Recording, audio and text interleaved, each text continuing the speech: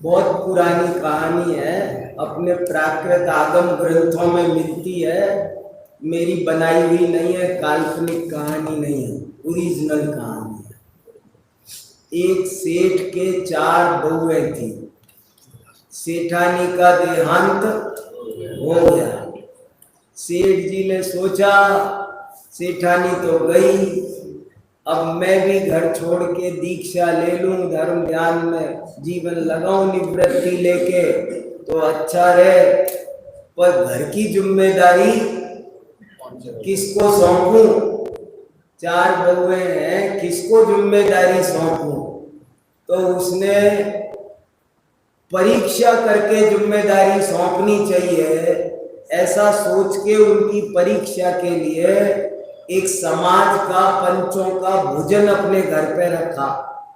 और पंचों का भोजन होने के बाद उन पंचों के सामने ही बहुओं को चारों को बुलाया और बुला के उनको 5-5 धान के दाने दिए। धान समझ गए? छिलका सही चावल, वो 5 धान के दाने उनको दिए और कहा देखो बेटा, अच्छे से इनकी केयर करना, और मैं जा रहा हूं अभी तीर्थ यात्रा पर। पुराने जमाने में तीर्थ यात्रा पर जाते थे तो सालों बाद, आज किसी तरह नहीं है कि गए शिखर जी दूसरे दिन वापस आ गए। पहले शिखर जी जाने का मतलब था साल 6 महीने की गई, वापस आएंगे भी कि नहीं आएंगे कोई पता नहीं, ऐसे होता था। तो बोले मैं तीर्थ यात्रा पर जा रहा हूं, तुम लोग ये संभाल के रखना। तो सबने हाँ किया, ले लिए और पंच अपने घर गए, सेठ जी अपनी यात्रा पर गए। सालों बीतने के बाद सेठ जी घर लौट कर आए, वापस पंचों का भोजन रखा। तीर्थ यात्रा पूरी हुई, इसलिए फिर से पंचों के सामने कराया देखो फैसला। पंच आए, पंचों के सामने फिर चारों बहुओं को बुलाया और कहा, पहली से कहा बेटा, सबसे बड़े बेटा, वो तुझे वो दिए थे ना 5 धान के दाने, तो वो जरा लाओ मुझे वापस दे दो। वो कहने पापा, वो मैं 5 कहाँ संभाल के रखती, वो तो मैं फेंक फाक दिए, जाने कहाँ खो गए। आपको चाहिए तो घर में बहुत धरे हैं, जितने कहो मैं ले आती हूँ। बोले नहीं बेटा, मुझे वही 5 धान के दाने चाहिए, नहीं है तो रहने दे, पर चाहिए हुई। दूसरी बहू से कहा ला बेटा तू दे दे। वो बोली पापा, मैं इसकी सी तरह नहीं किया जो आपकी दी हुई चीज फेंक दी, मैंने फेंकी नहीं, पर है मेरे पास भी नहीं, मैं उनको आपका प्रसाद समझ के, कौन संभाल के रखेगा ये 5 दाने? ये 5 दाने कहाँ संभाल के रखूं? तो मैंने लेकिन फेंके नहीं, ये लापरवाह है, फेंक दी आपकी चीज, मगर मैंने फेंकी नहीं, मैं तो खा गई। सो मैंने सोचा फेंकना ठीक नहीं, सो खा गई।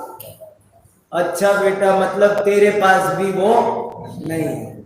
तीसरी बहू से कहा ला बेटा, हाँ भी देती हूँ पापा, और दौड़ के गई अंदर गोदरेज की अलमारी में ताले में ताला, जहां अपने जेवर रखे थे वहां उसने रुमाल में बांध करके रख रखे थे, संभाल के वही निकाल के ले आई और लो पापा, जो आपने दिए थे ओके, वो देखो मैंने इतने सालों कैसे इनको संभाल के रखा।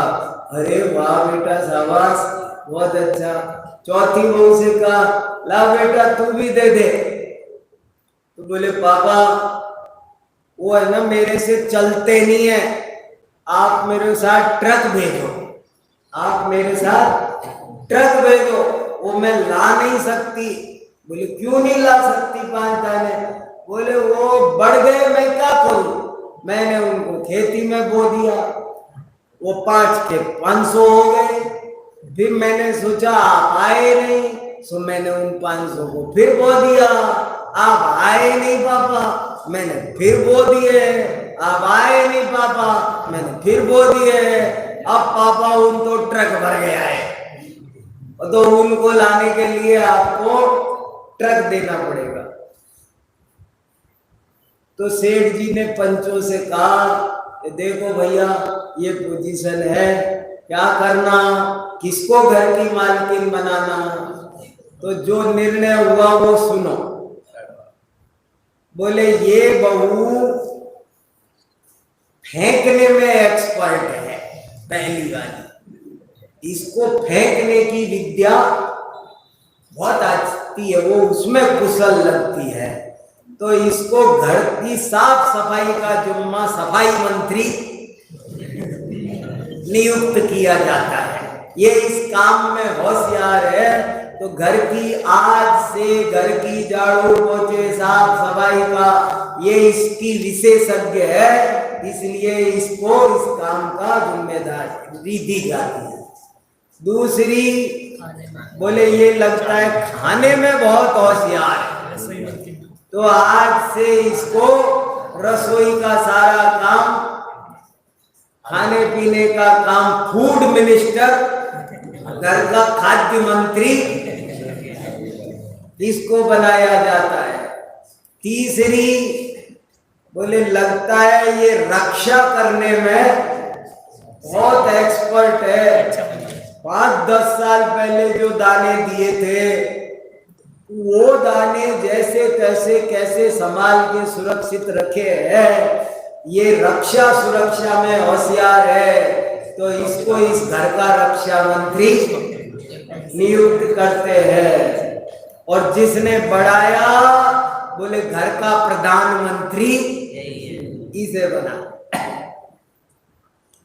आपको कहानी का कुछ लाक्षणिक अर्थ समझ में आया, व्यंग्य अर्थ?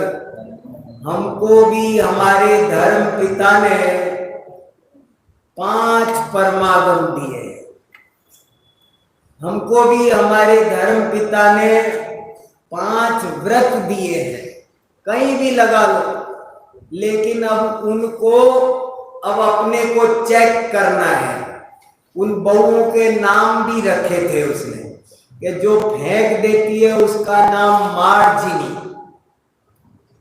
जो खाने में एक्सपर्ट है उसका नाम भी कुछ रखा था, है? नहीं कुछ है, मुझे ध्यान नहीं आ रहा। और जो रक्षिणी और जो बढ़ा देती है उसका नाम रोहिणी, रोहिणी कथा है ये, वो उगा के बड़ा कर देती है। तो ऐसे ही हमको हमारे धर्म पिता से जो जिनवाणी, जो तत्व ज्ञान मिला है, हम में से कुछ लोग तो ऐसे हैं, अरे सब बहुत कोई बात नहीं, फेंक देता है। और एक ऐसा होता है कि वो फेंकता नहीं है मगर खा जाता है। एक ऐसा होता है कि तालों में बंद करके धर दिया 2-2 हजार साल, तो वो 2-2 हजार साल बीत गए, तालों में बंद है ताड़पत्र, वो है। और एक उसको बढ़ाने में लगे पड़े हैं। तो आप ज्ञानोदय के विद्यार्थियों को कौन सा बनना है? हाँ, प्रधानमंत्री बनना है। ये जो ज्ञान मिला है इसको कितना बढ़ाना है? सैकड़ों हजारों गुना बढ़ाना है। तो ये बढ़ाओ, करो, खूब उन्नति करो, यही शुभकामना है। बहुत अच्छा।